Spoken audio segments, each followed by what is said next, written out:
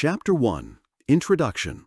Why the history of North America is so important.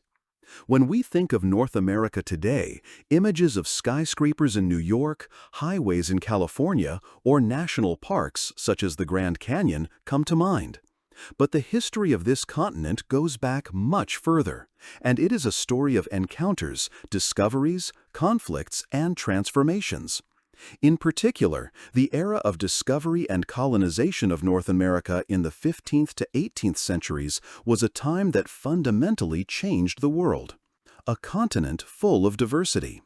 Before the arrival of the Europeans, North America was by no means empty or undiscovered. Millions of people lived here, organized into hundreds of tribes, nations, and cultures. From the nomadic hunters of the Great Plains to the farming peoples of the Mississippi Valley to the highly developed societies of the Pueblo in the Southwest, there was an impressive variety of ways of life. North America was therefore not the New World, but an Old World that had remained unknown to Europeans until then. The meeting of these worlds was to change both sides forever. The importance of discovery and colonization. The European expansion into North America had effects that went far beyond the continent. Globalization begins. With the voyages of Columbus, Cabot, or Cartier, the interconnectedness of the world began on a previously unknown scale. Goods, ideas, plants, and animals moved between Europe, Africa, and America in the so-called Columbian Exchange. Shifts in power. Spain, France, England, and the Netherlands fought for influence. North America became the scene of a global power struggle. Cultural encounters and conflicts. Europeans and indigenous peoples met. There was trade and exchange, but also war, disease, and destruction. The basis of the USA. The colonization laid the basis for the later United States. Values such as religious freedom, self-government, but also opposites such as slavery and racism have their roots in this time. An epochal change. The discovery of America in 1492 marks the beginning of the modern era. For Europe, it meant the start of an era of awakening and wealth, but also of exploitation. For Native Americans, it was the beginning of centuries of loss, oppression, and adaptation. The study of this epoch opens up a deeper understanding of how the modern world came into being, with all its contradictions. Europe on the move. Why did Europeans come to America in the first place? Economic reasons. New trade routes to Asia, spices, gold, and riches beckoned. Political reasons. Powers such as Spain and Portugal wanted to expand their influence. Religious reasons. Missionaries saw the New World as a field for conversions. Curiosity and a thirst for adventure. Explorers such as Columbus, Cabot, or Cartier wanted fame and recognition. North America was thus at the intersection of these interests and became the playing field of global ambitions. A history full of contrasts. The discovery and colonization of North America is not an easy success story. It is full of contrasts. Awakening and destruction. Progress and suffering. Cooperation and violence. The encounter between Europeans and indigenous peoples brought cultural exchange, but also diseases that claimed millions of lives. New crops such as corn, potatoes, and tobacco changed Europe's diet, while alcohol, weapons, and epidemics left devastation in America. Why this story is still important today. Many problems and developments of the present have their roots in this time. Racism and inequality. The enslavement of Africans and the oppression of indigenous peoples began in the colonial era. Religious and cultural diversity. Many groups settled in North America to live their religious freedom, a principle that was later incorporated into the U.S. Constitution. Political identity. The colonies developed forms of self-government that influenced U.S. democracy. The history of the discovery and colonization of North America is therefore not a distant chapter, but a foundation on which our modern world is built. Conclusion. The beginning of a journey. In this video, this diary of history, we will trace the exciting development. of the Indian civilizations before the arrival of the Europeans, about the first contacts by Vikings and Columbus, to the emergence of the colonies, the conflicts with the indigenous peoples, and the roots of the later United States. It is a story of hope and despair, of splendor and sorrow, a story that shows how closely our world has been intertwined since the 15th century. Chapter 2. The World Before Columbus. Indian Advanced Civilizations, Nature, and Ways of Life. Before European sails appeared on the horizon, North America was not an empty country. It was a continent full of cultures, languages, peoples, and traditions. Millions of people lived here in societies that had developed over thousands of years. To understand the discovery and colonization, we must first look at the world that Europeans found, a world with its own history, its own laws, and its own advanced civilizations. Population and diversity. It is estimated that between 5 and 10 million people lived in North America before 1492. These people belonged to hundreds of different tribes and nations that had different languages, religions, and ways of life. In the Northeast, the Iroquois lived in powerful tribal alliances. In the Great Plains, nomadic peoples followed the huge herds of bison. In the Southwest, the Pueblo cultures developed impressive cities of clay and stone. On the Pacific coast, the peoples built a rich art and storytelling tradition with totem poles.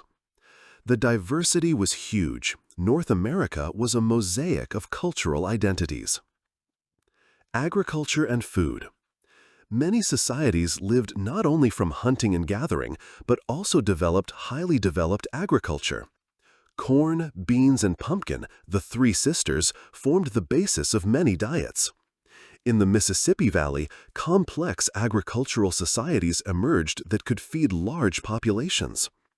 Hunting and fishing remained important: salmon on the northwest coast, bison on the plains, deer and small game in the forests. This food security made it possible to build complex societies with religious centers and trade networks. Cities and advanced civilizations. One of the most fascinating cultures in North America was the Mississippi culture, which flourished between 800 and 1600 AD. Its center was Cahokia, near present-day St. Louis. Up to 20,000 people lived there, more than in many European cities of the same time.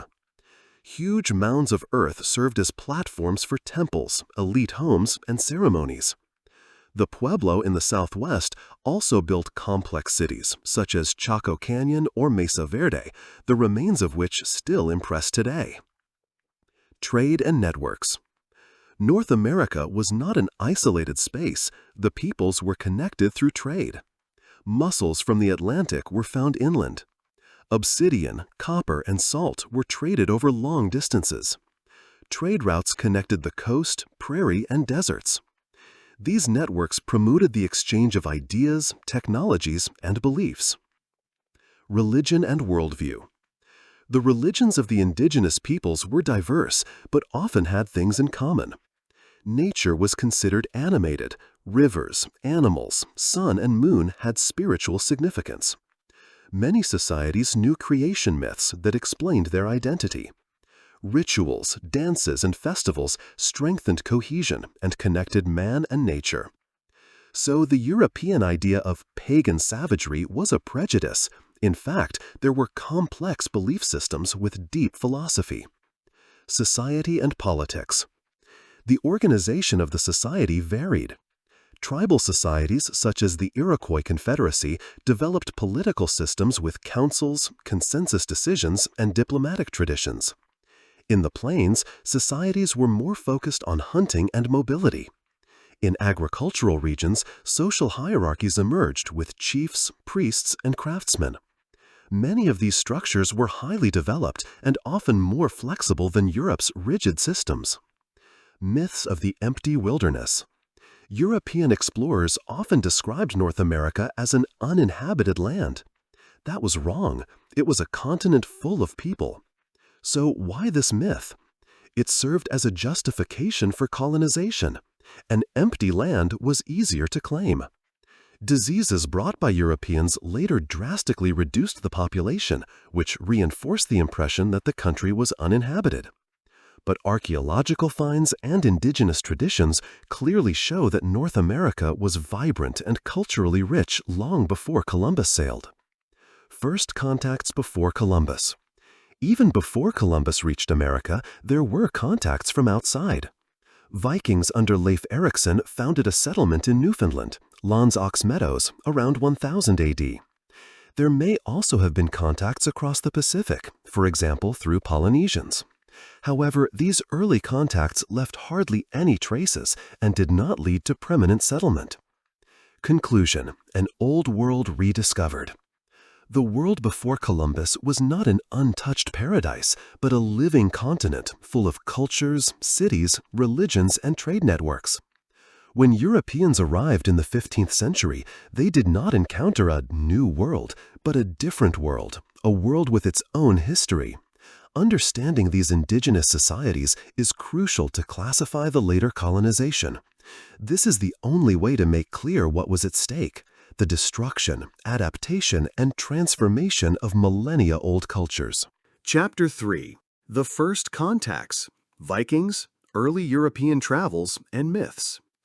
Most people associate the discovery of America with Christopher Columbus in 1492.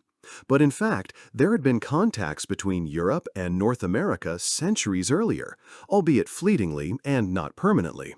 The first Europeans to set foot on North American soil were the Vikings.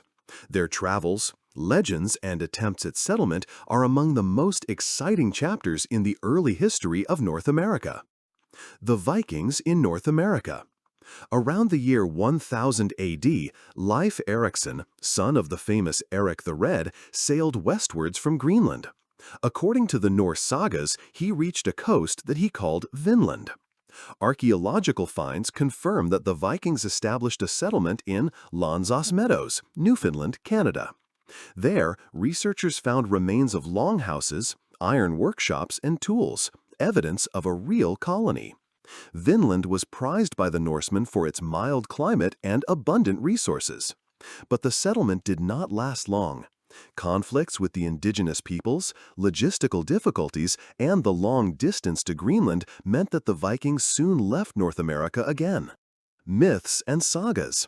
The Viking tales of Vinland have been handed down in Iceland in the form of sagas.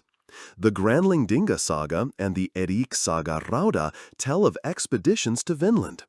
They describe encounters with the Skrællingar, presumably ancestors of the Inuit or Algonquin peoples.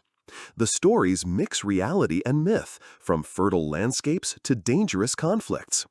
For centuries, these reports were considered legends. It was not until the excavations at Lons Ox Meadows in the 20th century that their historical basis was confirmed. Why the Vikings failed. Despite their seafaring skills, the Vikings were not able to settle North America permanently. The reasons for this were distance. The journey from Scandinavia via Greenland to Vinland was arduous and dangerous. Conflicts. The indigenous peoples defended their land. The Vikings were outnumbered. Resources. Without stable supply chains, it was difficult to maintain a colony. So the Viking excursion remained a historical episode, fascinating, but without consequences for the long-term development. Earlier speculations and legends. Even before the archaeological evidence, there were assumptions about early European contacts with America. Some theories say that Irish monks crossed the Atlantic before the Vikings. Legends about St. Brendan tell of a blessed island in the west. Basque and Portuguese fishermen may also have known the rich waters off Newfoundland in the 15th century, but without much publicity. However, evidence of these trips is sparse and controversial. The invisible contacts. It is quite possible that there were numerous smaller contacts before Columbus, but they left no traces. Fishermen who did not immortalize themselves in chronicles. Trade across the Norwegian Sea, which has never been documented. Accidental strandings that were not continued. But none of these contacts led to systematic settlement or a lasting connection between the continents. The importance of early contacts. Even though the Vikings and other early travelers did not leave any lasting traces, their attempts have historical significance. They show that the Atlantic was surmountable centuries before Columbus sailed. They make it clear that North America was not a newly discovered country, but came into contact with the Old World much earlier. They provide a contrast to Columbus. While the Vikings failed, the voyages after 1492 had enormous global consequences. The Atlantic as a border and as a bridge. For Europe, the Atlantic remained a natural barrier for a long time. In the Middle Ages, the idea was widespread that there was only endless emptiness behind the ocean. The Vikings showed that this was not true. But it was not until the 15th century, with better ships, navigation methods, and the pressure for new trade routes, that the Atlantic finally became a bridge between the continents. Conclusion: harbingers of the discovery. The early contacts through Vikings, fishermen, and legends are a fascinating prelude to the actual colonization. They prove that Europe touched North America long before Columbus. They show the challenges of transatlantic colonization without stable structures. They underline that Columbus was not the first, but the one whose journey changed the course of history. When Columbus sailed in 1492, he had no idea that he was walking in the footsteps of others. But his success opened a new era, the age of discoveries and the beginning of European expansion into the New World. Chapter 4, 1492. Columbus and the Discovery of America. Hardly any other year in world history is as symbolic as 1492. Christopher Columbus' first voyage across the Atlantic marked the beginning of an era that was to change Europe, Africa, and America forever. Although Columbus never set foot on what is now mainland North America, his expedition marked the beginning of the Age of Discovery and ushered in colonization, which was also to profoundly shape North America. Christopher Columbus, the man behind the mission. Christopher Columbus, born in Genoa in 1451, was an experienced seafarer. His vision, a new route to Asia, not around Africa, but westwards across the Atlantic. He believed that the Earth was smaller than it actually is, and that Asia was therefore within easy reach. For years, he looked for sponsors for his daring idea, and finally found support from the Spanish kings Ferdinand of Aragon and Isabella of Castile. With 3 ships, the Santa Maria, the Pinta, and the Nina, he set out in August 1492. His destination was Asia, but he ended up in a world that was new to Europeans. The first trip. On October 12, 1492, the crew sighted land, an island in today's Bahamas. Columbus was convinced that he had reached India, and therefore called the inhabitants Indians. On his first voyage, he discovered other islands, Cuba, Hispaniola, today's Haiti/Dominican Republic, and small island groups. He returned to Spain with gold coins, exotic plants, and some locals to show off as proof of his discovery. Columbus's error. Columbus did not know until his death that he had discovered a new continent. He was convinced that he had reached the coasts of Asia. Only other seafarers such as Amerigo Vespucci realized that it was a new world.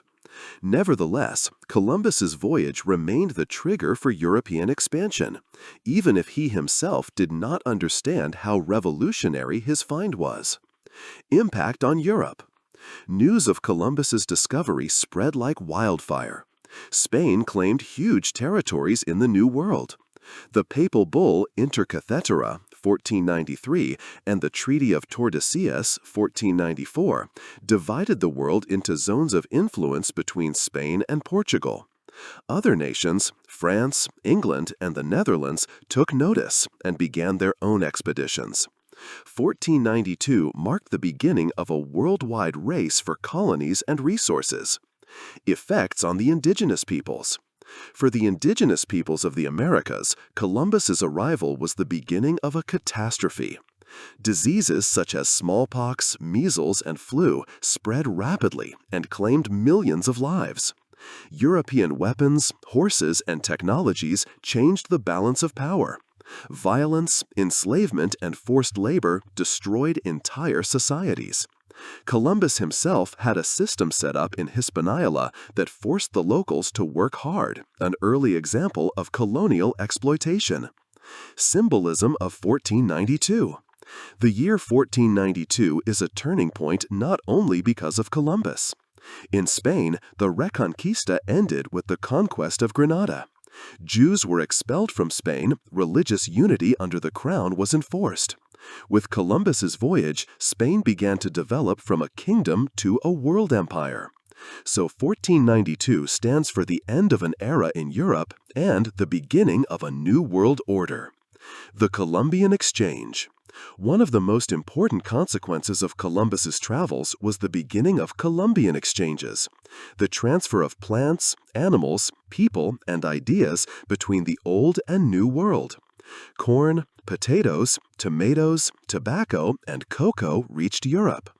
Horses, cattle, pigs, wheat, and diseases came to America. Millions of Africans were deported to America as slaves in the centuries that followed. This exchange revolutionized food, agriculture, and population development worldwide. Columbus and North America. Although Columbus himself never set foot in North America, his discovery had a direct impact on its future. His travels triggered the search for new areas, including the coasts of North America. Explorers such as John Cabot or Jacques Cartier built on Columbus's example. Without 1492, the colonization of North America would probably have taken place much later or very differently. Columbus, hero or villain? Today, Columbus's legacy is controversially discussed. For a long time, he was considered a hero and explorer, a symbol of courage and new beginnings. Today, many historians view him critically as the founder of oppression, slavery, and violence in the New World. In the USA, Columbus Day is still controversial today. For some, a holiday. For others, a day of remembrance for the victims of colonization. The truth lies somewhere in between. Columbus was not an explorer in the sense of an empty world, but he was the trigger of a global transformation. Conclusion: the beginning of a new era. 1492 is the year in which the history of North America entered a new phase. For Europe, it was the beginning of wealth, expansion, and power. For the indigenous peoples, it was the beginning of decline, adaptation, and resistance. For the world, it was the beginning of a globalization that continues to this day. Columbus himself died in 1506, convinced that he had reached Asia. But his journey had triggered something much bigger, the beginning of an epic that would change the future of the entire planet. Chapter 5. Spanish Expansion, Conquistadors, Missions, and Colonies. After Christopher Columbus's first voyage, Spain was the leading power in the New World project. Hardly any other country benefited so strongly and so quickly from the discovery of America. But Spain's path to the New World was not only marked by glory and gold, but also by violence, subjugation, and cultural upheaval. The Spanish played a decisive role in the history of North America, as the first colonial power to gain a permanent foothold. The conquistadors, conquerors with sword and cross. Spanish conquerors, the so-called conquistadors, were the spearhead of expansion. They combined a thirst for adventure, religious zeal, and the hope of wealth. Hernán Cortés conquered the Aztec Empire in Mexico in 1519 to 1521. Francisco Pizarro defeated the Incas in Peru in 1532. Conquistadors also carried out expeditions in North America, less well known but with far-reaching consequences. These men were often ruthless but also strategically skilled. With a few hundred soldiers, and thanks to superior weapons, horses, and alliances with indigenous opponents, they were able to overthrow huge empires. Expeditions to North America. While South America and Mexico offered enormous treasures, North America remained a peripheral area for the Spaniards for a long time. Nevertheless, they undertook numerous expeditions. Ponce de Leon discovered Florida in 1513 in search of the legendary Fountain of Youth. In 1539 to 1542, Hernando de Soto led a massive expedition through southeastern North America, from Florida to Mississippi. It brought death and devastation to many indigenous communities. Francisco Vázquez de Coronado traveled through the Southwest, Arizona, New Mexico, Kansas in 1540 to 1542, in search of the 7 cities of gold. Instead of gold, he found only pueblos, but his journey opened the Southwest to the Spanish presence. Even though these expeditions did not bring immediate wealth, they laid the foundation for later colonization. Spanish colonies in North America.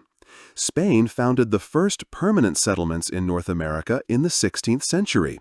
St. Augustine, Florida, 1565, is considered the oldest permanently inhabited European city in what is now the United States. Missions and settlements sprang up in New Mexico, including Santa Fe, 1610, one of the oldest capitals in North America. California was opened up by missions from the 18th century onwards, with cities such as San Diego, Los Angeles, and San Francisco dating back to Spanish foundations. In this way, Spain left a lasting mark on the face of the American South and West. Missions and Christianization. A central element of the Spanish expansion was the missionary work of the indigenous population. Franciscans, Dominicans, and Jesuits founded mission stations that were churches, schools, and farm buildings at the same time. The aim was to turn the indigenous people into Christians, but also to integrate them into the colonial system. Missions were places of cultural upheaval. Language, clothing, work, and faith were changed. For many indigenous groups, they meant the loss of autonomy, tradition, and religion. Nevertheless, some adopted elements of the new culture and combined it with their own. Society and economy. The Spanish colonial system in North America was strongly hierarchical. At the top were Spaniards who came directly from Europe, peninsulares. Among them are the American-born Spaniards. Indigenous peoples were involved in missions or encomiendas, forced labor system. Later, African slaves were added, especially in Florida and Louisiana. The economy was based on agriculture, livestock breeding, and trade. Gold and silver did not play a major role in North America as they did in Mexico or Peru. Conflicts and resistance. The indigenous population resisted Spanish expansion. In 1680, the Pueblo Revolt took place, one of the most successful uprisings against the Spaniards. The Pueblo Indians drove the Spaniards out of Santa Fe for 12 years and destroyed many missions. It was not until 1692 that Spain managed to regain control. This resistance shows that colonization was by no means one-sided, but was characterized by constant conflicts. Influence on culture and language. The Spanish influence still shapes North America today. Spanish place names such as Los Angeles, San Francisco, Santa Fe, El Paso, or Florida are reminiscent of the colonial era. Many cultural elements, from architecture to religion to language, have been preserved. Especially in the southwest of the USA and in Mexico, the Spanish indigenous mixed culture, mestizaje, is deeply rooted. Competition between the colonial powers. Spain was the first great power in North America, but competitors soon emerged. France established colonies in Canada and the Mississippi area. England began settling in Virginia in 1607. The Netherlands built New Amsterdam, later New York. This rivalry weakened Spanish influence in the long run. While Spain remained in the south and west, England and France took over the east and north. Conclusion: Spain's legacy in North America. The Spanish expansion brought missions, cities, and culture, but also oppression, disease, and forced labor. Spain was the first colonial power to gain a permanent foothold in North America. It has shaped the regions of Florida, Southwest, and California to this day. But Spain's influence was limited by other powers that grew stronger in the 17th century. Spain laid the foundation for the European presence in North America, a foundation on which other colonial powers continued to build. Chapter 6: French and Dutch Colonies, Fur Trade, Missionaries, and Early Settlements. While Spain dominated the south and west of North America, other powers also sought their place in the New World. France and the Netherlands in particular left lasting traces, even if their influence remained more limited compared to Spain and later England. Nevertheless, their colonies had a lasting impact on the culture, economy, and society of North America. France's departure into the New World. Jacques Cartier and the beginnings. In the 1530s, the Frenchman Jacques Cartier sailed into the St. Lawrence River on behalf of the French king. He explored parts of what is now Canada and took possession of the land for France. But permanent settlements initially failed to materialize. It was not until the early 17th century that France began colonization in earnest. Samuel de Champlain und Quebec. In 1608, Samuel de Champlain founded the city of Quebec, which became the center of the French presence in North America. From here, the French colony of New France spread. French settlements sprang up along the St. Lawrence River, in the Great Lakes area, and along the Mississippi River. The French population remained relatively small, never more than a few 100,000. The fur trade, the engine of the French colonies. French colonization was very different from Spanish and English colonization. Instead of building large cities and plantations, the French concentrated on the fur trade, especially with beaver skins.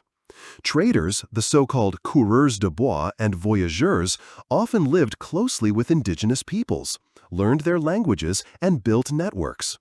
The alliances with people such as the Huron, Algonquin, or Ojibwe were decisive for success. This created a system that was based less on submission and more on cooperation, at least compared to Spain. Missionaries and religion. Another pillar of the French presence were the missions. Jesuit missionaries such as Jean de Brébeuf went to the indigenous peoples to convert them to Christianity. Today, their reports provide valuable insights into the lives of the indigenous people. But missionary work also led to tensions. Many tribes saw the missionaries as threats to their traditions. Religion was thus both a bridge and a point of conflict between the French and the indigenous. French Louisiana. A highlight of the French expansion was the founding of Louisiana. In 1682, René Robert Cavelier Sieur de la Salle sailed down the Mississippi River and took possession of the entire catchment area for France. France thus claimed a huge area, from the Great Lakes to the Gulf of Mexico. Cities such as New Orleans, 1718, were founded and developed into cultural melting pots. Louisiana connected the North with the South, making France a serious competitor to England and Spain. The Netherlands in North America. The Dutch also wanted to find their place in the New World, especially to expand trade. New Netherland and New Amsterdam. In 1624, they founded the colony of New Netherland, which was concentrated in the area of present-day New York State. New Amsterdam, founded in 1625 on the island of Manhattan, became the center of the Dutch presence. The colony was multicultural. Dutch, Germans, Scandinavians, Jews, and even free blacks lived there. The Netherlands was primarily a trader. Agriculture and the fur trade were in the foreground. Conflicts and end. The Dutch soon came into conflict with the English, and in 1664, the English conquered New Amsterdam and renamed it New York. Despite their short existence, the Dutch left a lasting mark on the region. Many names, Harlem, Brooklyn, still date back to this time. Relations with the indigenous people. Both the French and the Dutch differed from Spain and England in their dealings with indigenous peoples. French sought alliances and traded with the natives. They often married, which led to the emergence of Métis communities. Dutch concentrated on trade, for example with the Iroquois, and had pragmatic relations. This did not mean that there were no conflicts. Wars such as the Beaver Wars between the Iroquois and rival tribes, supported by the French, show how deeply the fur trade was involved in political tensions. Long-term impact. Although France and the Netherlands ultimately lost to England in North America, their influence was profound. France. left a strong cultural heritage in Quebec, Louisiana, and parts of the Great Lakes. French is still the official language in Canada today. Catholicism, French architecture, and legal structures persist. Netherlands shaped New York as a commercial and financial center. Religious tolerance and cultural diversity in the colony influenced the later American society. Conclusion: diversity of colonization. Spain, France, and the Netherlands pursued different strategies.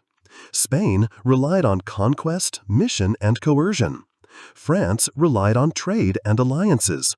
The Netherlands focused on pragmatic trade and religious openness.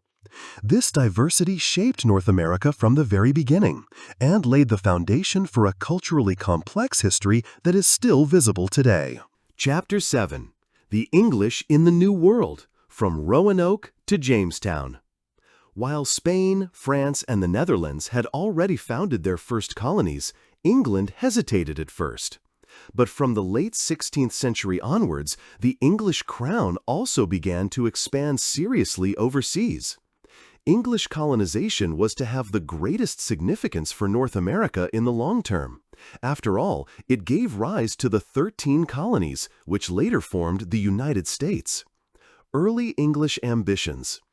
England's expansion was part of a larger power struggle in Europe. Spain was the leading colonial power in the 16th century, but England was looking for ways to catch up. Private entrepreneurs, adventurers, and pirates like Francis Drake attacked Spanish ships and dreamed of their own colonies. The Crown under Elizabeth I supported projects that promised wealth and prestige. North America offered itself, rich in resources, strategically advantageous, and not yet completely dominated by other powers. The lost colony of Roanoke. The first serious attempt at an English colony was Roanoke Island, present-day North Carolina. In 1585 and again in 1587, Sir Walter Raleigh sent settlers there. The second group, under Governor John White, consisted of over 100 men, women, and children. When White returned to England in 1590 and later returned, he found the colony deserted. Only the word Croatoan was carved into one post. To this day, the fate of the lost colony remains a mystery. Presumably, the settlers joined the native Croatoan Indians or died of hunger and conflict. Roanoke was a failure, but it marked the beginning of English colonization attempts. Jamestown, the first permanent colony. In 1607, England dared to make a new attempt, Jamestown in Virginia. The Virginia Company of London financed the expedition. Around 100 men founded the settlement on the James River. Initially, Jamestown was marked by hunger, disease, and conflict. Many died in the first few years. Despite the setbacks, the colony persevered and became the first permanent English settlement in North America. Difficulties and survival. The Jamestown settlers were ill-prepared at first. Many were adventurers or gentlemen with no experience in agriculture. They suffered from diseases due to the swampy climate. The hunger winter of 1609/10 claimed hundreds of victims. Some reports speak of cannibalism. Only through supplies from England and through the leadership of men like Captain John Smith did the colony survive. Relations with the Powhatan. The colonists lived in the territory of the Powhatan Confederacy, a powerful indigenous alliance. At first, there was trade, food in exchange for tools and weapons. Conflicts soon followed as the English claimed more land.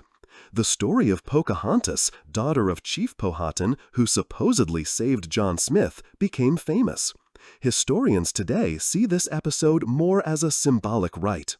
Pocahontas later married the Englishman John Rolfe, an event that brought peace for a short time. Tobacco, the gold of Virginia. The real breakthrough for Jamestown came through the cultivation of tobacco. John Rolfe experimented with tobacco varieties from 1612 onwards and created a quality that was in demand in Europe. Tobacco became an export hit and ensured the economic success of the colony. The boom led to the need for more and more land at the expense of the indigenous population. Tobacco made Virginia rich, but also dependent on plantation farming and soon slave labor. The development of self-government. 1619 marked a turning point. The House of Burgesses, the first elected parliament in North America, met in Jamestown. It was an early step towards self-administration and democracy. At the same time, the first African slaves reached Virginia in 1619, an event that was to shape the history of the colonies until the Civil Rights Movement. This made 1619 a key year. Freedom and oppression began side by side. Expansion and conflicts. In the decades that followed, Virginia's population grew. More and more settlers came, often as indentured servants, who received land after years of hard work. The land was gained by expropriating the indigenous peoples. Conflicts escalated. The Powhatan Wars led to massive losses on both sides. In the end, the Powhatan were severely weakened, and the English secured their dominance. The importance of Jamestown. Jamestown was a prototype in many ways. It showed the difficulties but also the opportunities of colonization. Tobacco and plantation economy shaped the economy of the South. Self-government and representative institutions developed early on. The beginning of slavery marked a dark side of colonial history. The Jamestown experience served as a model for other English colonies. Conclusion: the beginning of a new power. The English colonies got off to a bumpy start, from the lost colony of Roanoke to the hunger winter in Jamestown. But in the end, they prevailed and laid the foundation for what would later become the United States. Jamestown marked the beginning of the English presence, which was soon to expand north and south.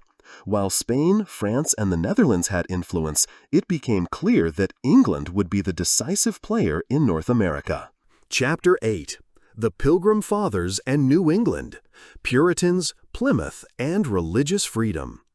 While the tobacco boom in Virginia shaped the colony, a completely different form of settlement developed further north. Religiously motivated, community organized, and supported by a different self-image. The history of the Pilgrim Fathers and the colonies of New England is one of the founding myths of what would later become the United States. Religious tensions in England. In the 16th and early 17th centuries, England was marked by religious conflicts. After the Reformation under Henry VIII, the Anglican Church was established. Many Puritans wanted to cleanse the Church of all Catholic remains, hence the name. Some separatists went even further. They wanted to break away from the Church of England completely. Life in England became increasingly difficult for these groups.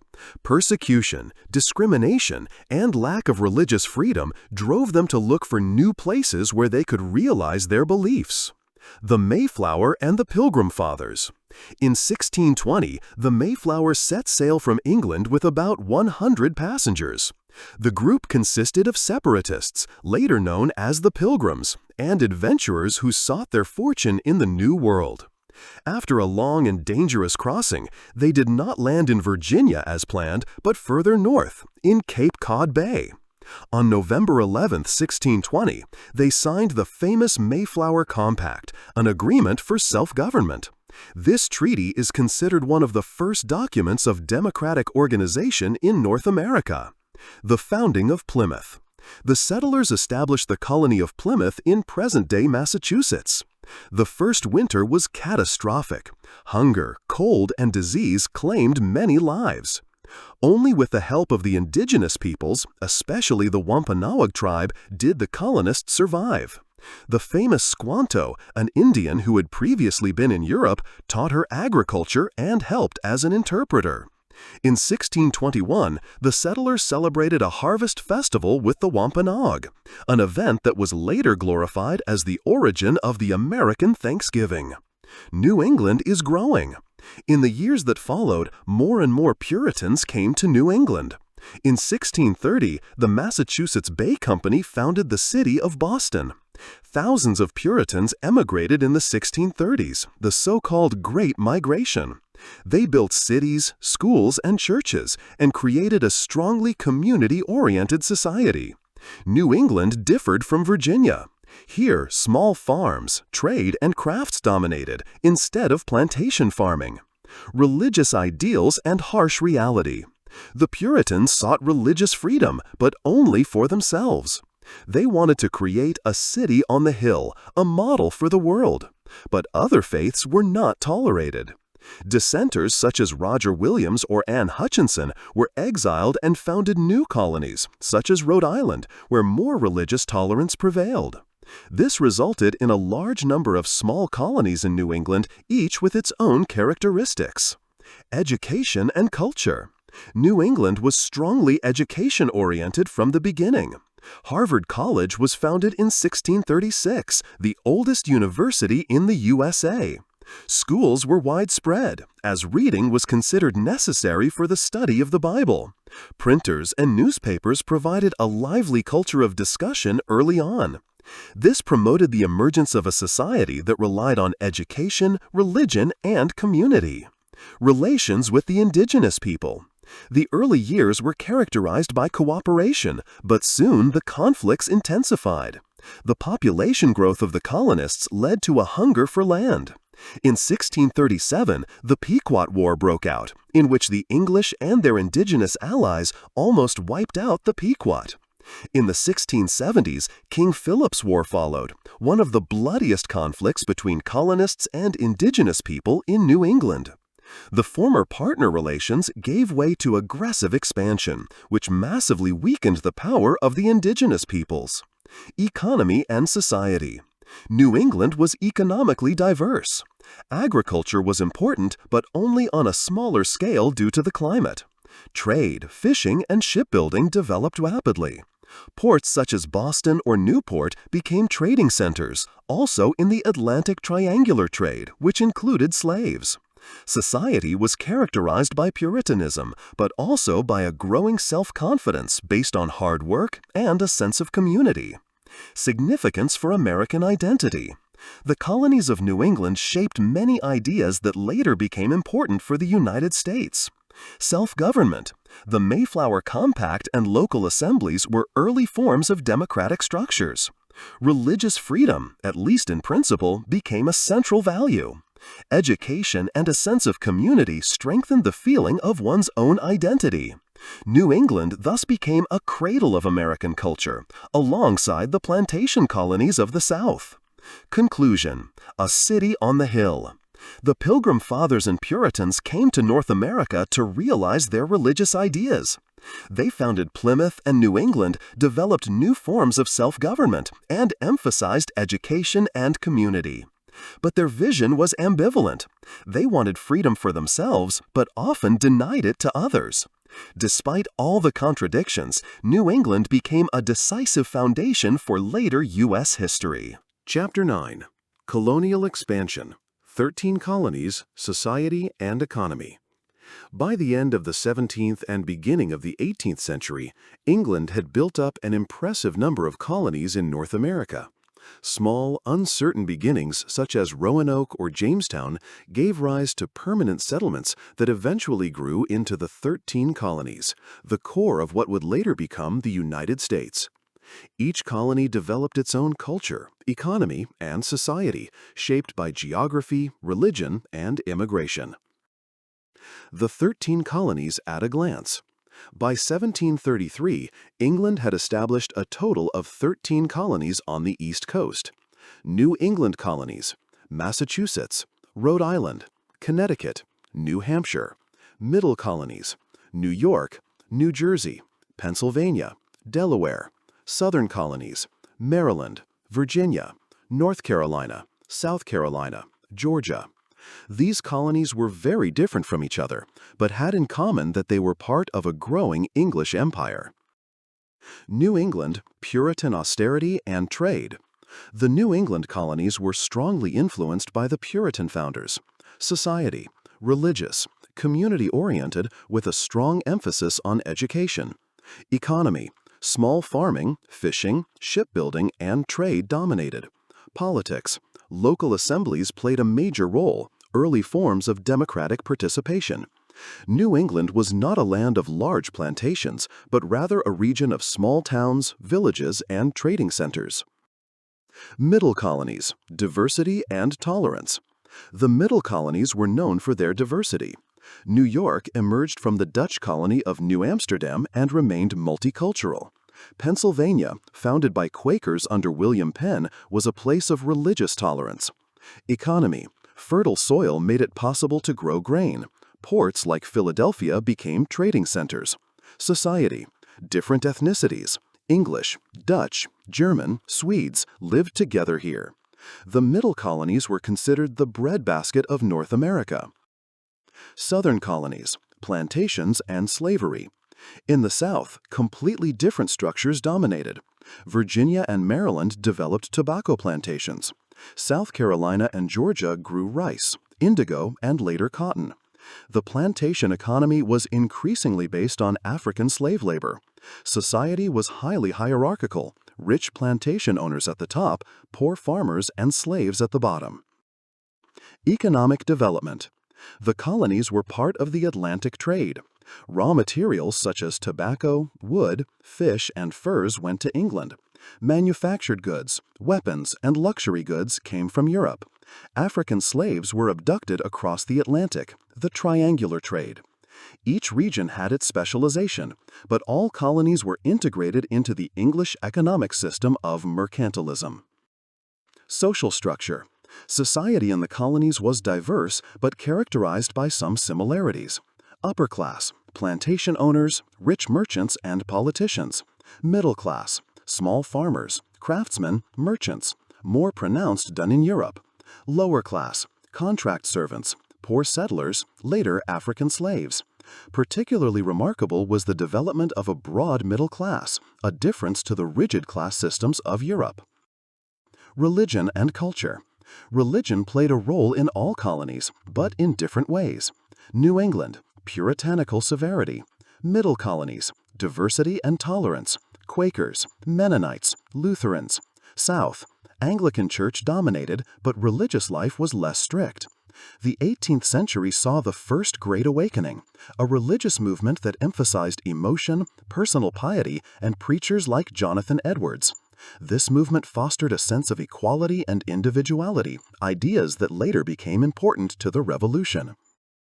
Education and Enlightenment. Education was particularly common in New England. Universities such as Harvard, 1636, and Yale, 1701, emerged early. Newspapers and pamphlets spread new ideas. The Enlightenment reached the colonies. Ideas about freedom, self-determination, and science were discussed. This intellectual culture later contributed to the formulation of the Declaration of Independence. Relations with the indigenous people. The expansion of the colonies led to constant conflicts with the indigenous peoples. New England, wars like the King Philip's War decimated indigenous communities. Middle colonies, relations were more mixed, trade but also land conflicts.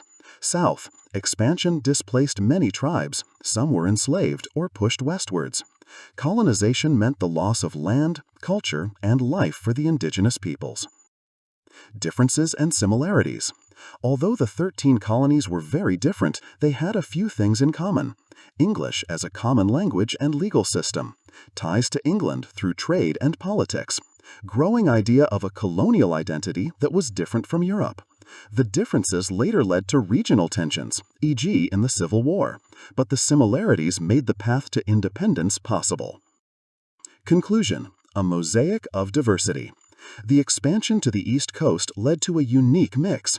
Puritan villages in New England, multicultural cities in the central colonies, plantation economy in the South. This mosaic laid the foundation for the political, social, and economic development of North America. The 13 colonies were thus more than just English outposts. They were the seed of a new society that soon developed its own claims. Chapter 10. Indigenous Relations, Trade, Conflicts, and Cultural Encounters. The colonization of North America was not only a story of Europeans occupying new land, but also a story of encounter and often confrontation with indigenous peoples.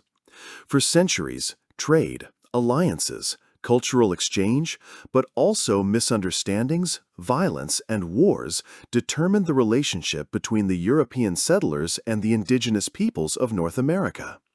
First encounters, hope and mistrust. When the first English arrived in Jamestown, the French in Quebec, or the Dutch in New Amsterdam, they encountered indigenous societies that had had their own structures for centuries. On the one hand, the indigenous people were potential partners for the Europeans. They knew the land, could provide food, and traded in valuable furs. At the same time, many Europeans regarded them as savages who had to be civilized or proselytized. This tension between cooperation and arrogance shaped the relationships from the very beginning. Trade as a bridge. The fur trade became one of the most important points of contact between Europeans and indigenous peoples, especially for the French and Dutch. The French in New France forged close alliances with tribes such as the Huron and Algonquins. The Dutch traded with the Iroquois, who supplied beaver skins in exchange for weapons and tools. New opportunities opened up for the indigenous people. Iron tools, guns, and fabrics made everyday life easier. But trade also had consequences. Dependence on European goods, overhunting of animal populations, and conflicts between tribes over trade routes. Missionary work and cultural change.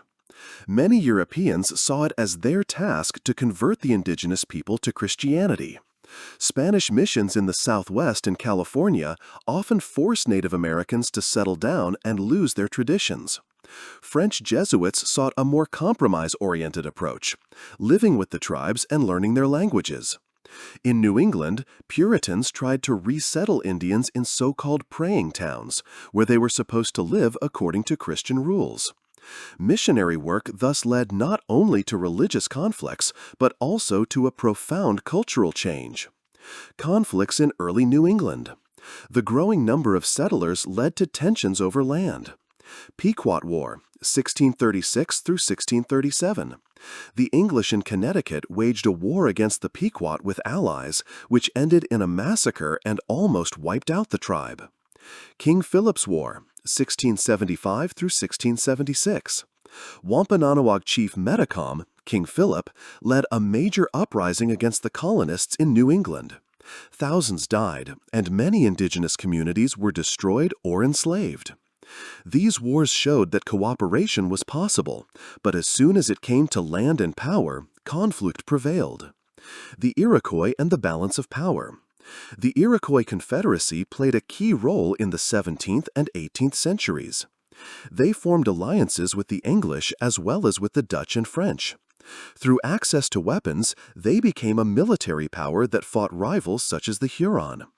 The Iroquois knew how to play the Europeans off against each other in order to secure their position. But in the long term, pressure from the colonial powers led to territorial losses for them as well. French and British rivalry. The indigenous peoples were often drawn into the conflicts of European powers. In the Franco-Indian War, 1754 through 1763, many tribes fought on the side of the French against the British. Others, such as parts of the Iroquois, sided with the British. The result was catastrophic for the indigenous peoples. With the victory of Great Britain, they lost their most important European ally, France.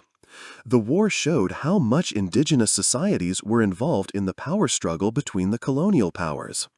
The South and the Indian slave trade.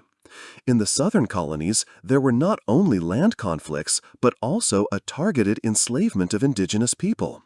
Especially in the Carolinas, thousands of Indians were captured and sold to the Caribbean. This practice destroyed many tribes or forced them to move westwards. At the same time, more and more African slaves were imported, so that indigenous workers lost importance. The indigenous population of the South suffered heavy losses as a result. Alliances and adaptation. Despite all the losses, many indigenous peoples showed remarkable adaptation. Some adopted European weapons, clothing, and techniques. Alliances enabled some tribes to temporarily strengthen their position. Some groups, such as the Cherokee, even adopted parts of European culture, such as writing and government systems, in the hope of ensuring their survival. But often, even adaptation didn't help against the colonists' greed for land. Diseases, the invisible weapon. Even more destructive than wars were the epidemics brought in by Europeans. Smallpox, measles, and flu claimed millions of lives. Entire societies collapsed before they had direct contact with Europeans. Some historians estimate that up to 90% of the indigenous population of North America died. The diseases massively weakened the resistance of the indigenous people and made colonization possible in the first place. Long-term consequences.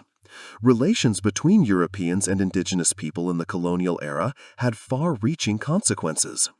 Land loss. Indigenous peoples were pushed further and further west. Population loss through wars, enslavement, and disease. Cultural change, proselytizing, mixing, and loss of traditions. Political marginalization. Indigenous peoples lost influence and power. Nevertheless, many cultures survived, often in adapted forms, and still shape the identity of North America today. Conclusion: encounter and tragedy. The history of relations between Europeans and indigenous peoples in North America is a history full of contrasts. Cooperation in trade, but also exploitation. Missionary work and cultural exchange, but also destruction of traditions. Political alliances, but also brutal wars. In the end, loss and tragedy prevailed for the indigenous peoples. But they were not mere victims. They acted, adapted, and fought for their survival. The colonization of North America was thus not only a story of European expansion, but also a history of resistance and resilience of indigenous peoples. Chapter 11. Slavery and Plantation Economy, the Dark Side of Colonization. The history of North America in the colonial era cannot be understood without the topics of slavery and plantation economy. While trade, crafts, and smallholder farming dominated in the North, the south of the English colonies developed into a society that was based on forced labor to a frightening degree. Tobacco, rice, indigo, and later cotton made the colonies rich, but this wealth was carried on the shoulders of millions of enslaved Africans. The beginnings of slavery in North America. As early as 1619, only 12 years after Jamestown was founded, a Dutch ship reached Virginia with about 20 enslaved Africans.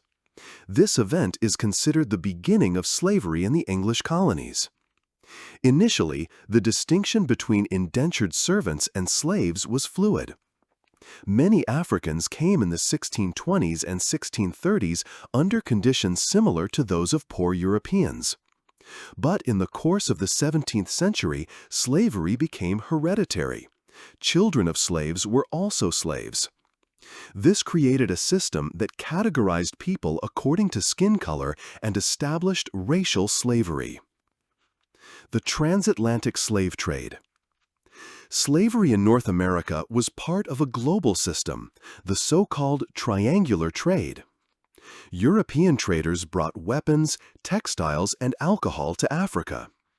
In Africa, these goods were exchanged for enslaved people, often in wars or captured by local rulers. On the Middle Passage, the slaves were transported across the Atlantic to America under cruel conditions. Millions died during the crossing. Those who survived were sold on plantations and forced to work. Plantation economy in the South. The southern colonies developed strongly along the plantation economy. Virginia and Maryland, tobacco was the green gold that made the colonies rich. South Carolina and Georgia, rice and indigo became the most important export products. Later, in the 18th century, cotton was added, a culture that expanded slavery even further in the 19th century. Plantations were more than just fields. They were economic systems based on the labor of hundreds of slaves. Everyday life of slaves. Life on the plantations was characterized by hard work, violence, and deprivation of rights. Working days lasted from sunrise to sunset. Slaves were often beaten, tied up, or otherwise punished. Families were torn apart, as owners could sell them at will. Nevertheless, slaves developed strategies of survival. They cultivated African traditions in music, dance, and religion. They developed their own African American culture that continues to have an impact today. Some fled, others offered passive resistance by sabotaging work or working more slowly. Legal anchoring. The colonies created laws to consolidate slavery. In Virginia, it was established in 1662 that the status of the mother determines the fate of the child. Children of slaves were also slaves. In 1705, Virginia comprehensively codified slavery. Slaves were legal property, not people with rights. These laws created a racial hierarchy that lasted for centuries. Slave revolts and resistance. Despite oppression, slaves resisted again and again. In 1739, the Stono Rebellion broke out in South Carolina, in which dozens of slaves tried to flee to the Spanish colony of Florida. The uprising was brutally suppressed. Many smaller revolts or escape attempts took place, albeit often unsuccessfully. Religion and community offered strength to resist in everyday life. This resistance showed that slavery was never fully accepted. Difference between North and South. While the South was based on slave labor, the situation in the North was different. There were slaves there too, but in much smaller numbers. The economy was based on trade, shipbuilding, and crafts. Some northeastern colonies began to restrict slavery in the 18th century. Nevertheless, northern traders also profited from the slave trade, for example, by building ships or exporting rum to Africa. The moral question. As early as the 18th century, some began to question slavery. Quakers in Pennsylvania condemned the practice early on. Enlightenment philosophers emphasized freedom and equality, values that were at odds with slavery. Nevertheless, economic dependence was so great that slavery continued to expand. These contradictions would later culminate in the American Civil War. Cultural impact. Slavery left deep marks on North American society. A two-class society emerged, whites with rights, blacks as property. Racist ideologies were developed to justify slavery. At the same time, a rich African American culture emerged that shaped America's music, language, and religion. Without the contribution of the slaves, the economic strength of the colonies and later of the USA would hardly have been conceivable. Conclusion: the dark shadow. The plantation economy brought wealth to the English colonies, but this wealth was based on violence and oppression. Millions of Africans have been torn from their homes. Generations lived in slavery with no hope of freedom. The consequences still shape the USA today, from social inequalities to racist structures. Slavery was the dark downside of colonization, a chapter that must always be told along with progress and construction. Chapter 12. Imperial Rivalries. Wars between England, France, and Spain in North America. North America in the 17th and 18th centuries was not only the scene of colonization and settler expansion, but also an important battlefield of European powers. Spain, France, and England, three of the largest empires of the early modern period, fought here for influence, land, and trade routes. The conflicts that began in Europe continued across the Atlantic, turning the colonies into sideshows of global wars. For the European settlers, as well as for the indigenous peoples, these wars were of decisive importance. Early rivalries. The first clashes occurred as early as the 16th century. Spain claimed almost all of America due to the Papal Bulls and the Treaty of Tordesillas, 1494. England and France did not accept this and began to found their own colonies. Piracy and raids on Spanish ships were an early expression of this competition. But with the expansion of permanent colonies in Virginia, Quebec, and New England, the conflicts took on a new dimension. King William's War, 1689 to 1697. This war was the North American version of the European Palatinate War of Succession. In North America, the French and their indigenous allies fought against English colonists and the Iroquois. The fighting was concentrated in New England and New France. Villages were raided, trade routes blocked, colonists kidnapped. The war ended without clear victors, but it intensified the enmities between the colonies. Queen Anne's War, 1702 to 1713. As part of the War of the Spanish Succession, the conflict spread to North America. The English captured Port Royal in Nova Scotia in 1710. The French and Spanish attacked colonies in the south, such as in Carolina. Again, indigenous allies played an important role. They fought on both sides.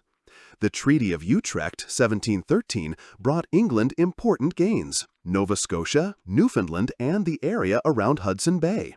France thus lost decisive positions. King George's War, 1744 to 1748. This war was part of the War of the Austrian Succession. In North America, England and France once again fought for supremacy. A highlight was the conquest of the French fortress of Louisbourg, 1745, by the English. However, the Peace of Aachen, 1748, returned the fortress to France, much to the annoyance of the English colonists. The frustration with such decisions reinforced the feeling that England was neglecting the interests of the colonies. The French and Indian War, 1754 to 1763. The most significant of these conflicts was the French and Indian War, the North American version of the global 7 Years' War. Causes: France controlled a huge area from Canada to Louisiana. England expanded westward across the Appalachians, into the Ohio Valley, which was claimed by France. Indigenous tribes were torn between the powers, some allied with the French, others with the English. Course: the first battles began in 1754, among others under a young officer named George Washington. Initially, the French had advantages through their alliances with the indigenous people and their flexible warfare. However, England strengthened troops and navy and captured crucial positions, including Quebec, 1759. Result: the Treaty of Paris, 1763, sealed the English victory. France lost almost all territories in North America. Only Louisiana west of the Mississippi went to Spain. England became the dominant power in North America. Effects on the colonies: the imperial wars had enormous consequences. Territorial changes: England now controlled almost the entire East Coast and the interior up to the Mississippi. Spain remained in the Southwest and Florida, but severely weakened. Strain on relations between colonies and motherland. England expected the colonies to help finance the wars. New taxes and regulations led to growing resentment in the colonies. Indigenous peoples in a quandary. Many tribes had supported France and now lost their most important ally. The expansion of the English put even more pressure on the indigenous peoples. Spain in the shadows. While France and England were the main opponents, Spain played a supporting role. Spain supported France at times, but its position in North America was weak. With the Treaty of Paris, it received Louisiana, but lost Florida to England. In the long term, Spain was ousted from the most important centers of power in North America. North America as part of global wars. These conflicts show that North America was already part of global power struggles in the 17th and 18th centuries. Wars fought in Europe for succession to the throne or alliances had a direct impact on settlers in Boston, Quebec, or Charleston. Indigenous peoples were drawn into these wars, often against their own interests. North America was therefore not isolated, but a key territory in the global game of great powers. Conclusion: rivalry as fuel. The imperial rivalries between England, France, and Spain had a decisive impact on North America. England emerged as the clear winner and laid the foundation for its dominance. France largely disappeared from the map of North America. Spain only played a supporting role. But the wars also had unintended consequences. They strained relations between England and her colonies, a conflict that would soon lead to the American Revolution. Chapter 13: The Road to Independence, Colonial Identity, and First Uprisings.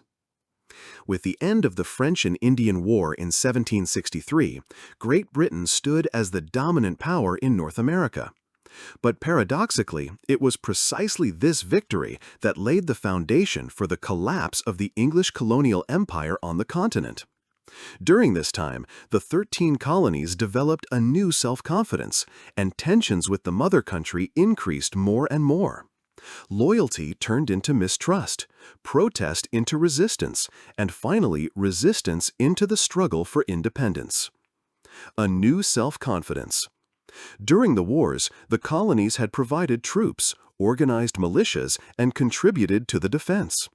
Many colonists no longer saw themselves as dependent Englishmen, but as equal partners in the empire. At the same time, the conviction grew that the colonies could better represent their own interests. Especially in New England and the Middle Colonies, a strong sense of colonial identity emerged. This new self-confidence was in conflict with Britain's idea of strict control of the colonies. The pressure from London. The 7 Years' War had left Britain heavily in debt. The Crown now expected the colonies to bear a greater share of the burden. New taxes were introduced, such as the Stamp Act, 1765, which taxed all printed documents, newspapers, and contracts. The Sugar Act, 1764, levied taxes on sugar and molasses. The Townshend Acts, 1767, encumbered imported goods such as glass, paper, and tea. For the colonists, this was a break. They had no representatives in the British Parliament, and yet taxes were imposed on them. No taxation without representation. The protest against the new taxes was summed up in a concise slogan: no taxation without representation. The colonies saw their rights as English citizens violated. In cities like Boston, resistance groups like the Sons of Liberty organized. Boycotts of British goods and protests increased. It was not so much the level of taxes, but the principle that fueled the resistance. First unrest and escalations. The 1760s and 1770s were marked by growing tension. In 1770, the Boston Massacre occurred, in which British soldiers shot 5 colonists. In 1773, the famous Boston Tea Party followed, in which activists threw tea from the British East India Company into the harbor basin to protest against the monopoly and tax policy. In response, London imposed the so-called Coercive Acts, 1774, called Intolerable Acts by the colonists. They restricted self-government and were supposed to punish Massachusetts. These measures convinced many colonists that Britain was not prepared to take their concerns seriously. The First Continental Congress.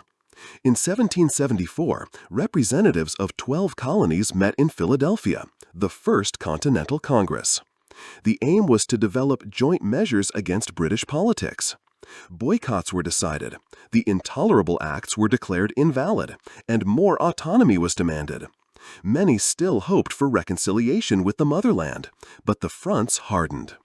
The spark to war. In April 1775, the first shots were fired between British troops and colonist militias in Lexington and Concord. The shot heard round the world is considered the beginning of the American War of Independence.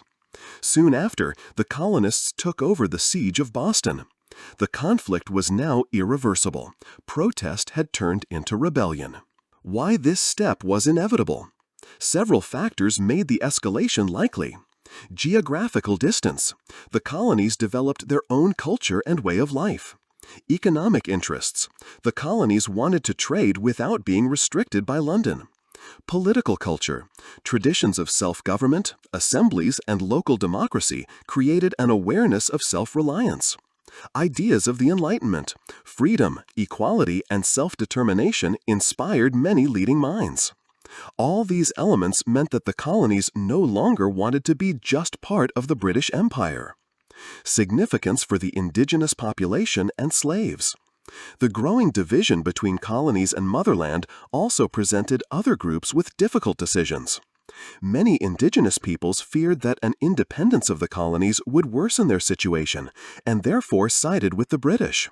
The British offered enslaved Africans partial freedom if they fought for the crown. The Revolution was therefore not a unified struggle for freedom, but had different meanings for different groups. Conclusion: from protest to revolution. Between 1763 and 1775, relations between England and its colonies changed fundamentally. Loyal subjects became suspicious critics. Critics became rebels. Rebels soon became revolutionaries. The path to independence was thus mapped out and was to bring about the birth of a new nation in the next few years, the United States of America.